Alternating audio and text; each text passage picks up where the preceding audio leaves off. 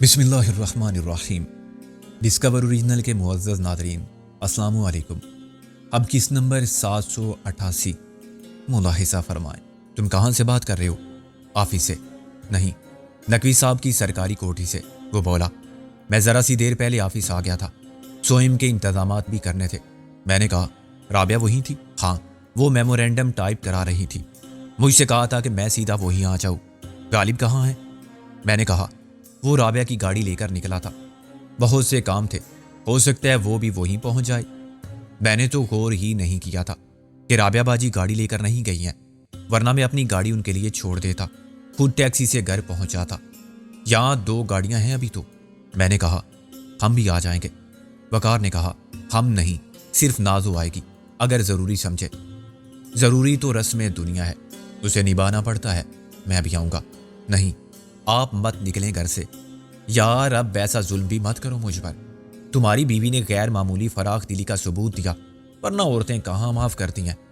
وہ بولا، اگر آپ سوئم میں شریک نہیں ہوں گے تو وہ آپ کی مجبوری کو بھی معاف کر دے گی۔ ایسی کوئی مجبوری نہیں کہ میں گھر کے اندر سے گاڑی میں بیٹھ کے نقوی صاحب کی کوٹھی کے اندر بھی نہ پہنچ سکوں۔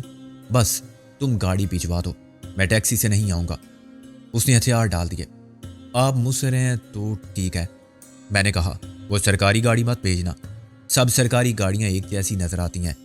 وہ کہنے لگا، نہیں، وہ تو ایسی ہی کھڑی ہوئی ہے، 1-2 روز میں واپس ہو جائے گی، میں اپنی یا نقوی صاحب کی ذاتی گاڑی بھیج دوں گا۔ نازو کچھ خاموش تھی۔ آپ کھانا کھائیں، مجھے بھوک نہیں ہے۔ میں نے اسے چھیڑا، ان کے بغیر حلق سے لقمہ نہیں اترتا۔ وہ مسکرائی، فکر کی بات تو ہے، دیکھے نا کب سے گیا ہوا ہے وہ۔ میں نے اسے تسلی دی، تم بھی دیکھو نا کہ اس کے سپرد جو کام کیا گیا ہے وہ بازار سے آٹا دال لانے کا نہیں تھا، اسے سیکورٹی گارڈ تلاش کرنے تھے۔ مجھے تو معلوم بھی نہیں کہ یہ مخلوق کہاں ملتی ہے، ظاہر ہے کسی دکان پر نہیں ملتی۔ وہ صافی ہے، اس لیے سارے ٹھکانے جانتا ہے۔ امپلائمنٹ ایکسچینج سے ڈرائیور، چوکیدار، خانسامہ سب مل جاتے ہیں۔ جس قسم کے کام کے لیے وہ 4 آدمی تلاش کرے گا، بلکہ 5 وہ ایسے ہی راہ چلتے نہیں پکڑے جا سکتے۔ وہ سب کچھ دیکھے گا، عمر، صحت، تجربہ، مہارت، تیزی اور حاضر دماغی، اور یہ کہ کون کس قسم کا اسلحہ استعمال کر سکتا ہے، اس کے پاس لائسنس ہے یا نہیں۔ پھر لینکن اینڈ کمپنی سے وردیاں پسند کرے گا سب کے لیے۔ آخری مرحلہ ہوگا انہیں یہ سمجھانے کا کہ انہیں کہاں ڈیوٹی دینی ہے اور کیسے۔ نازو نے سر ہلایا، پتہ نہیں ان کے کھانے اور پینے، رہنے کا انتظام کیسے ہوگا۔ 4 محافظ 24 گھنٹے کچھ کھائے پیے اور آرام کیے بغیر تو وہاں کھڑے نہیں رہ سکتے۔ ظاہر ہے ایک وقت میں 2 افراد ڈیوٹی دیں گے، یا وہ 8 گھنٹے کی شفٹ کرتے ہیں یا 12 گھنٹے کی، یہ وہ آپس میں طے کر سکتے ہیں، ورنہ غالب انہیں بتا دے گا۔ کھانے پینے کا بندوبست تو رہنے کی جگہ کا انتظام بھی کہیں قریب ہی کرنا ہوگا۔ مجھے غالب کی انتظامی صلاحیت پر پورا بھروسہ ہے۔ کھانے کے بعد میں نے سوچا کہ رابعہ سے بات کر لوں، اگر اس نے اپنا کام ختم کر لیا ہو تو ہم اسے بھی ساتھ لے جائیں۔ وقار یوسف کی گاڑی شاید آنے ہی والی تھی۔ میں نے ریسیور اٹھایا تو ڈائل ٹون غائب تھی، فون ڈیڈ تھا۔ مجھے مایوسی ہوئی۔ فون کی خرابی کی شکایت درج کرانے کے لیے بھی فون ضروری ہوتا ہے۔ شکایت درج کرنے والا پوچھتا ہے کہ آپ کس نمبر سے بول رہے ہیں۔ باہر سے وقار یوسف کی گاڑی کا ہارن سنائی دیا تو میں نے کھڑکی کا پردہ ہٹا کے دیکھا۔ نازو، گاڑی تو آ گئی، تم نے ابھی تیاری بھی نہیں کی۔ تیاری کیسی؟ چلیں، میں نے کہا، غالباً نسوانیت کی تاریخ میں تم پہلی خاتون ہو جس نے واقعی کسی تیاری کے بغیر کھڑے کھڑے کہہ دیا کہ چلیں، ورنہ خواتین یہی کہتی ہیں کہ مجھے کون سی تیاری کرنی ہے، یا یہ کہ بس میں ابھی تیار ہوتی ہوں 1 منٹ میں، اس کے بعد پون گھنٹہ ضرور کپڑے بدل کے میک اپ میں لگا دیتی ہیں۔ آپ گاڑی میں بیٹھے، میں تڑپ صاحب کو سمجھا دوں کہ ہمارے جانے کے بعد کسی کے لیے بھی دروازہ نہ کھولیں، دروازے تک جا کے بات بھی نہ کریں کسی سے۔ فون آئے تو کہہ دیں کوئی نہیں، فون تو خراب ہے، کیا پتہ ٹھیک ہو جائے۔ بعض اوقات لائن ہولڈ اپ کا مسئلہ چند منٹ میں ختم ہو جاتا ہے۔ باہر نکلنے سے پہلے میں نے بٹن دبا کے الیکٹرانک لاک کھولا اور کنڈی کھول کے پھاٹک کھلا چھوڑ دیا۔ نازو باہر آ کے اسے بند کرتی تو وہ خود بخود پھر لاک ہو جاتا، اندر سے بٹن دبائے بغیر اسے کھولا نہیں جا سکتا تھا۔ یہ کوئی 100% قابل اعتماد انتظام نہیں تھا، جیسا کہ مشہور ہے۔ دروازے صرف شرفاء کے لیے ہوتے ہیں، چوروں یا جانوروں کے لیے نہیں۔ کار کا اگلا گیٹ کھلا ہوا تھا۔ میں نے ڈرائیور کی صورت پر غور کرنا اس لیے ضروری نہیں سمجھا کہ کار تو بہرحال وقار یوسف کی تھی۔ اس کا خمیازہ میں نے فوراً بھگتا۔ ابھی میں بیٹھا بھی نہ تھا کہ میرے سر پر پیچھے سے کسی نے ضرب لگائی۔ وہ کوئی ڈنڈا تھا یا سلاخ تھی جس پر کپڑا لپیٹ دیا گیا تھا تاکہ میرا سر نہ پھٹے، مگر وار کرنے والے ہاتھوں میں بڑی جان تھی۔ ایک دم سارا منظر میری نظروں میں دھندلا پڑ گیا۔ میں نے اپنے دفاع کی ایک لاشعوری کوشش میں پیچھے پلٹ کے دیکھنا چاہا اور اپنا ایک ہاتھ گیٹ کی طرف بھی بڑھایا جسے ابھی میں نے بند ہی نہیں کیا تھا۔ دوسری بار ڈنڈا سر کی سائیڈ میں لگا اور میں حلق سے کرا نکال کے سیٹ پر ڈھیر ہو گیا۔ تاہم اس وقت تک میں اجنبی ڈرائیور کی شکل دیکھ چکا تھا۔ مجھے پولیس لاک اپ میں ہوش آیا۔ میں حوالات کے غلیظ اور کھردرے فرش پر لیٹا ہوا تھا۔ آنکھیں کھولنے کے بعد سب سے پہلے مجھے اپنی بے لباسی کا خیال آیا۔ میرے سب کپڑے اتار لیے گئے تھے۔ فرش گیلا تھا اور یہ مجھے اپنا ہی پیشاب لگتا تھا۔ میرے سر میں دما دم ہو رہی تھی اور وحشی درد جیسے اندر کاسے سر سے ٹکرا رہا تھا۔ درد کا ایک سمندر تھا جس کی طوفانی موجیں یلغار کر رہی تھی اور ایسا محسوس ہوتا تھا کہ میں نے اٹھنے کی کوشش کی تو سر وہیں فرش پر پڑا رہ جائے گا۔ اس کا بوجھ میرے شانوں پر کسی چٹان کی طرح تھا۔ ہمت کر کے میں دونوں ہاتھوں کے بل آہستہ آہستہ اٹھا۔ لباس ہر انسان کا اعتماد ہوتا ہے، اس کا عملی ثبوت عام زندگی میں ملتا ہے۔ پیون لگے میلے پرانے کپڑوں والا جیب میں پیسے ہونے کے باوجود اپنے بچے کے لیے کھلونوں کی کسی بڑی دکان میں جاتے ہوئے ڈرتا ہے۔ سوٹ اور ٹائی میں خالی جیب آدمی کسی 5 اسٹار ہوٹل کی کسی تقریب میں بن بلائے مہمان کی حیثیت سے بھی شریک ہو سکتا ہے، لیکن لباس نہ ہو تو آدمی بزدل چوہے کی طرح چھپنے کے لیے کونے اور پناہگاہیں تلاش کرتا ہے۔ یہ چاہتا ہے کہ زمین پھٹ جائے تو میں اس میں سما جاؤں۔ حوالات میں میرے سوا کوئی اور نہ تھا۔ یہ بھی بڑی عجیب بات تھی۔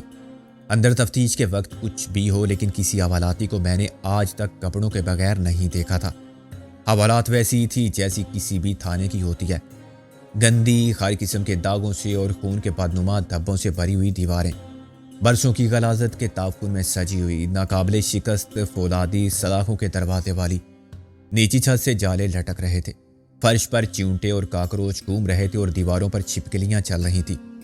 حوالات کے ماحول کو پورا سیب نوست زدہ اور ناقابل برداشت حد تک غلیظ رکھا جاتا ہے تاکہ وہاں پہلی بار آنے والوں کے اعصاب تفتیش کے عمل کے آغاز سے پہلے ہی جواب دے جائیں۔ جیسے عاشق خط کا مضمون بھانپ لیتے ہیں لفافہ دیکھ کر، ایسے کسی حوالات کو دیکھ کر تھانے کا اندازہ نہیں ہوتا۔ ہر حوالات اور سب تھانے اس حد تک آپس میں ملتے ہیں جیسے سب قبرستان ایک جیسے نظر آتے ہیں۔ میرے لیے بھی یہ سمجھنا مشکل تھا کہ مجھے کس تھانے میں بند کیا گیا ہے۔ حوالات کے باہر جو علامتی قسم کا محافظ روایتی قسم کی بندوق لیے کھڑا رہتا ہے اور جس کا اصل کام حوالات میں بند ملزموں اور ان کے رشتہ داروں کے درمیان رابطہ کرانا اور پھر رعایت کے ریٹ پر معاوضہ وصول کرنا ہوتا ہے، وہ بھی نظر نہیں آ رہا تھا۔ تھانے کے اندر بھی خاموشی تھی۔ یہ غیر معمولی بات تھی۔ حوالات میں کسی کا نہ ہونا ایک اتفاق سمجھا جا سکتا تھا، مگر تھانے کا عملہ تو ہونا چاہیے۔ یہ تو سوچا ہی نہیں جا سکتا تھا کہ بیک وقت سب غیر حاضر ہوں گے، گشت پر نکل گئے ہوں یا خاموشی سے کام میں مصروف ہوں۔ میں نے پہلے سوچا کہ کسی کو متوجہ کرنے کے لیے شور مچاؤں، مگر مجھے اپنی حالت پر شرم آئی۔ میں ایک دیوار سے ٹیک لگا کے اور گھٹنے سمیٹ کر بیٹھ گیا۔ بالآخر میں پکڑا گیا تھا۔ سارے حفاظتی انتظامات، مستقبل کی ساری منصوبہ بندی دھری کی دھری رہ گئی تھی۔ صورتحال کی سنگینی کے باوجود مجھے ایک لطیفہ یاد آیا۔ جنگل کے بادشاہ سخت خفا تھے کہ فلاں شکاری کی دیدہ دلیری ملاحظہ ہو، عین ہمارے سامنے آ کے کھڑا ہو جاتا ہے۔ نشانہ اتنا خراب ہے کہ گولی پھر بھی نہیں لگتی۔ لومڑی نے جو مشیر خاص تھی عرض کی کہ جہاں پناہ جان کی امان ہو تو عرض کروں، وہ اس لیے بچ جاتا ہے کہ آپ چھوٹی چھلانگ نہیں لگا سکتے، اور اس کا نشانہ اس لیے خطا ہے کہ آپ چھلانگ مارتے ہیں تو اس کے اوپر سے گزر جاتے ہیں۔ جنگل کے بادشاہ نے غور فرما کے کہا، تھینک یو بی لومڑی، کل سے ہم چھوٹی چھلانگ لگانے کی پریکٹس کریں گے۔ میرے ساتھ بھی کچھ ایسا ہی ہوا تھا۔ میں نے سوچا تھا کہ اولیا بدل کے نام بدل کے خر شکاری کی آنکھوں میں دھول جھونکنا آسان ہے، مگر یہ نہیں سوچا تھا کہ شکاری بھی اتنے ہی اعتماد کے ساتھ مجھے دھوکہ دے کر پکڑ سکتے ہیں۔ انہوں نے آسانی سے وقار یوسف کی گاڑی چھین لی تھی۔ وہ نقوی صاحب کی سرکاری گاڑی بھی چھین سکتے تھے اور سرکاری ڈرائیور کو گن پوائنٹ پر رابعہ کے گھر لا سکتے تھے۔ میرا دھیان ہی اس طرف نہیں گیا کہ وقار یوسف کی گاڑی میرے لیے خطرے کی کوئی بات ہو سکتی ہے، خصوصاً اس صورتحال میں جب چند منٹ پہلے ہی اس نے مجھ سے گاڑی بھیجنے کی بات کی تھی۔ صاف ظاہر تھا کہ انہوں نے رابعہ کے گھر کا فون ٹیپ کیا تھا یا نقوی صاحب کے گھر کا۔ وقار یوسف نے گزشتہ روز ہی رابعہ کی کوٹھی کے گیٹ پر اور اس کے سامنے مشکوک افراد کی موجودگی کو نوٹ کر لیا تھا۔ کسی دشواری کے بغیر انہوں نے وقار یوسف کی گاڑی چھین لی، جس میں مجھے نازوں کے ساتھ نقوی صاحب کے گھر جانا تھا۔ ڈرائیور یونیفارم میں تھا اور اس نے پی کیپ بھی لگا رکھی تھی۔ میں نے اس کی صورت پر اس وقت غور کیا جب میں اور کچھ نہیں کر سکتا تھا۔ مجھے معلوم ہو گیا تھا کہ جسے میں سرکاری ڈرائیور سمجھا تھا وہ اسی وردی میں کوئی شکاری تھا۔ حوالات میں اور باہر اندھیرے سے رات کا پتہ چلتا تھا، مگر وقت کا کوئی اندازہ نہیں ہوتا تھا۔ میرے ہاتھ کی گھڑی بھی کپڑوں کے ساتھ اتار لی گئی تھی۔ حوالات سے میرا فرار ہونا محال ہی نہیں، ناممکن تھا۔ میرے کپڑے چھین لینے کا مقصد تو وہی تھا کہ مجھے عدم اعتماد کے رسوا کن امتحان میں ڈال دیا جائے۔ اس کا دوسرا مقصد میرے فرار کے امکانات کو کم کرنا تھا۔ اس حالت میں موقع حاصل کر لینے کے باوجود میرا باہر جانا مشکل ہو جاتا۔ میں یقین کے ساتھ نہیں کہہ سکتا تھا کہ میں کتنی دیر بے ہوش رہا تھا۔ یہ وقفہ 1 گھنٹے کا بھی ہو سکتا تھا اور 1 دن کا بھی۔ یہ وہی رات تھی یا اس سے اگلی۔ اس وقت رات کے 8 بجے تھے یا آدھی رات کے بعد کا وقت تھا۔ اس کا اندازہ بھی گھڑی کے بغیر نہیں ہو سکتا تھا۔ صبر کے ساتھ انتظار کا وقفہ طویل سے طویل تر ہوتا گیا۔ گھنٹوں منٹوں کے پیمانے سے اس اذیت کو بیان نہیں کیا جا سکتا۔ آہستہ آہستہ میری بے سکونی بڑھتی گئی۔ مجھے پیاس لگ رہی تھی اور یہ سر کی چوٹ کا اثر تھا کہ میں متلی محسوس کر رہا تھا۔ خیال کا پنچھی پرواز کی کسی سمت کا پابند نہیں ہوتا۔ مجھے بھی خیال آ رہا تھا کہ کہیں سے ایسپرین کی گولیاں بھی پانی کے ساتھ مل جائیں، اور بلیک کافی کی آرزو تھی، یہ سمجھتے ہوئے بھی کہ یہاں کچھ بھی ممکن نہیں۔ رفتہ رفتہ میری قوت برداشت ختم ہونے لگی۔ کچھ نہ کرنا اور صرف صبر و استقامت کے ساتھ امید کا دامن نہ چھوڑنا ایک لاحاصل کوشش بن گیا۔ امید کیسی؟ انتظار کس کا؟ ابھی تو خود مجھے معلوم نہیں کہ میں کہاں ہوں، تو یہاں اور کون آ سکتا ہے؟ میں نے چلا کر کہا، کوئی مردود ہے یہاں؟ خلاف توقع مختصر برآمدے کے بعد نظر آنے والے چیخ پڑے دروازے سے کوئی باہر نکلا۔ کیا بات ہے؟ آرام سے بیٹھو۔ میں نے ایک مانوس آواز سنی۔ آرام کے بچے، یہ آرام کی جگہ ہے تو میری جگہ آ جا۔ وہ باری بھرکم قدم اٹھا کے آگے آیا۔ دور سے وہ ایک صحت مند سیاہ فام شخص لگتا تھا۔ پولیس کی وردی سے اس کے عہدے کا اندازہ نہیں ہوتا تھا۔ نشانات اس کے کندھے پر ہوں گے اور میں کھڑا ہوئے بغیر انہیں دیکھ نہیں سکتا تھا۔ جب وہ بالکل میرے سامنے آ گیا تو مجھے یوں لگا جیسے میں کوئی بھیانک خواب دیکھ رہا ہوں یا میری آنکھیں دھوکہ دے رہی ہیں۔ وہ استاد پیڈرو تھا۔ پیڈرو؟ میں نے چیخ کے اسے ماں کی گالی دی۔ تم پولیس کی وردی میں؟ اس نے مجھے حیرانی سے دیکھا۔ پیڈرو؟ میرا نام رشید عباسی ہے۔ میں نے اسے مزید گالیاں دی۔ میں تیری 7 پشتوں کو پہچانتا ہوں، ابلیس کی اولاد، سارے نام جانتا ہوں تیرے۔ یہ بتا مجھے یہاں اس حالت میں کیوں رکھا گیا ہے؟ اس نے ماتھے پر بل ڈال کے کہا، یہ سب ڈی ایس پی صاحب سے پوچھنا۔ کون ڈی ایس پی؟ میں پوچھتا ہوں یہ کون سا تھانہ ہے؟ وہ واپس جاتے جاتے رکا۔ یہ جہنم کا تھانہ ہے۔ اور کچھ؟ میں نے چلا کر کہا، میں منظر سے یا رابعہ سے بات کرنا چاہتا ہوں۔ وہ مسکرایا، کرو، ساری رات کرو، مجھے کوئی اعتراض نہیں۔ میری گالیوں سے وہ ذرا بھی مشتعل نہیں ہوا تھا۔ شک کی کوئی بات نہیں تھی، پولیس کی وردی میں استاد پیڈرو تھا۔ میں اس کے کسی خم شکل بھائی کے وجود کی جھوٹی کہانی نہیں سن سکتا تھا۔ اپنے رویے سے وہ مجھے دھوکہ نہیں دے سکتا تھا۔ وہ میری چیخ و پکار کی پرواہ کیے بغیر واپس کمرے میں چلا گیا۔ میں سلاخوں سے سر لگائے سوچتا رہا کہ یہ سب کیا ہے؟ کیا یہ تھانہ جعلی ہے؟ مجھے پولیس نے گرفتار نہیں کیا تھا؟ اغوا کرنے والے دلاور اینڈ کمپنی کے شکاری تھے اور میرے ساتھ کوئی نیا گیم کھیل رہے ہیں؟ میں نے ذہن کو پرسکون کرنے کی اور سوچنے کی کوشش کی کہ میرے ساتھ کیا ہو رہا ہے اور کیا ہونے والا ہے۔ ان حالات میں مجھے کیا کرنا چاہیے جبکہ میں کچھ کر ہی نہیں سکتا؟ ایک بار پھر میں خاموش ہو کے بیٹھ گیا۔ اندر سے میں کسی جوالا مکھی کی طرح کھول رہا تھا۔ میرا ذہن شکست خوردی کے حوصلہ شکن احساس سے دو چار تھا اور مایوسی مکڑی کے جالے کی طرح میری سوچ کو گرفت میں لیتی جا رہی تھی۔ میں نے چلا کر کہا، پیڈرو میری بات سنو۔ وہ پھر چیخ کٹا کے باہر نکلا۔ پیڈرو تمہاری ماں کا یار تھا یا کوئی اور کہ اسے یاد کر رہے ہو؟ میں نے کہا، آج کیا دن ہے؟ کیا تاریخ ہے؟ اس نے کہا، ہائے تمہاری زندگی کا آخری دن ہے، کل تمہاری تاریخ وفات۔ میں غصے کو پی گیا۔ وقت کیا ہوا ہے؟ اس نے کہا، تم پر برا وقت آیا ہوا ہے۔ میں نے اسے پھر نصف درجن فحش گالیاں دی۔ تم لوگوں میں ہمت ہوتی تو مجھے بہت پہلے قتل کر چکے ہوتے، تم صرف ڈرامے کرتے ہو۔ اس نے کہا، لو وہ ڈی ایس پی صاحب بھی آ گئے۔ مجھے ایک اور شاک لگا۔ ڈی ایس پی کی وردی میں آنے والا چودھری دلاور تھا۔ وہ بڑے وقار متانت کے ساتھ چلتا ہوا میری طرف آیا۔ میں نے کہا، ہاں یہ چودھری دلاور صاحب، خوب بیروب برا ہے تم نے بھی، لیکن مجھے اس کا فائدہ بتا دو۔ اس نے حیرانی سے پیڈرو کی طرف دیکھا۔ عباسی یہ کیا کہہ رہا ہے؟ پیڈرو نے نفی میں سر ہلایا۔ پتہ نہیں سر، یہ مجھے بھی پتہ نہیں کیا کہہ رہا تھا۔ ہاں استاد پیڈرو، دلاور مسکرایا۔ نام تو اچھا رکھا ہے اس نے تمہارا، لیکن یہ مجھے چودھری دلاور کیوں سمجھ رہا ہے؟ کون ہے چودھری دلاور؟ آخری جملہ اس نے مجھ سے مخاطب ہو کر کہا تھا۔ کیا تم مجھے پاگل ثابت کر سکتے ہو اس طرح؟ میں نے دلاور کو ایک گندی گالی دی۔ تم خود اپنے آپ کو پاگل ثابت کرنا چاہتے ہو؟ کیا تم نہیں دیکھ سکے کہ میرا نام احسان الحق ہے؟ اس نے اپنے سینے پر لگے ہوئے نام کی پٹی کی طرف اشارہ کرتے ہوئے کہا۔ اچھا ٹھیک ہے، تم احسان الحق ہو، تم ڈی ایس پی ہو۔ میں نے اپنا سر سلاخوں پہ مار کے کہا۔ لیکن مجھے اس طرح کیوں رکھا گیا ہے؟ میرے کپڑے کہاں ہیں؟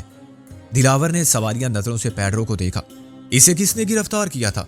ایس آئی قریشی نے سر۔ اس وقت بھی ملزم نے کپڑے نہیں پہن رکھے تھے۔ مجھے یہ بے سروپا گفتگو پاگل کر سکتی تھی۔ میں نے اپنے آپ پر قابو پا کے کہا، اچھا مجھے دوسرے کپڑے لا دو۔ دلاور مسکرایا۔ عباسی اپنی وردی دے دو اسے۔ پیڈرو نے کہا، سر میری بیوی کے کپڑے ہیں، میں نے ڈرائی کلینر سے لیے تھے، وہ دے دوں؟ میرا حوصلہ جواب دے چکا تھا۔ میں جانتا تھا کہ یہ نیا ڈرامہ ہے اور شاید وہ مجھے پاگل کر دینا چاہتے ہیں۔ میرا گالی گلوچ چیخو پکار بیکار تھی۔ میں انہی سلاخوں سے سر ٹکرا کے اپنا سر توڑ سکتا تھا، ان کا کچھ نہیں بگاڑ سکتا تھا۔ میں نے کہا، مجھے پانی چاہیے۔ اور کچھ؟ دلاور نے کہا، اگر ایسپرین مل جائے، میرے سر میں بہت درد ہے۔ کیوں نہیں بھائی عباسی، یہ ملزم کیا نام ہے اس کا؟ میں اسے گالی دیتے دیتے رک گیا۔ مجھے سوچنے سمجھنے کی صلاحیت بحال کرنے کی ضرورت تھی اور جسمانی قوت کی بحالی کی بھی ضرورت تھی۔ اس کا نام اکبر علی ہے سر۔ پیڈرو کا ڈرامہ جاری تھا۔ میں نے تلخی سے کہا، عباسی صاحب مجھے ایک کافی بھی مل سکتی ہے؟ وہ سوچ میں پڑ گیا۔ اچھا میں دیکھتا ہوں، کافی نہیں تو چائے شاید مل جائے۔